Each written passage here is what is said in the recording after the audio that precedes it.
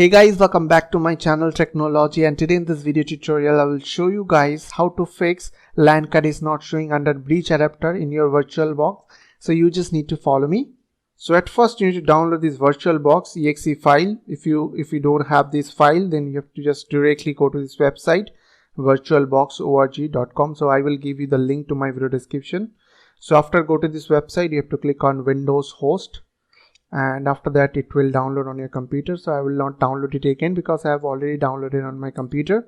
After download, just right click and click on run as administrator, and after that click on yes, and you have to click on next, and here you will get our install button.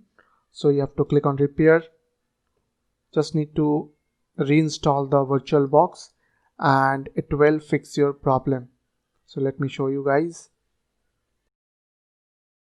So click on finish after done. Now click on no.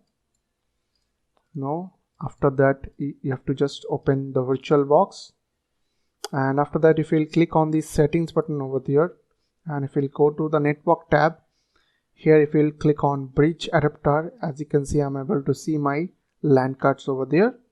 So I hope this small video will really help for you, and please don't forget to click on the subscribe button, like button and share button.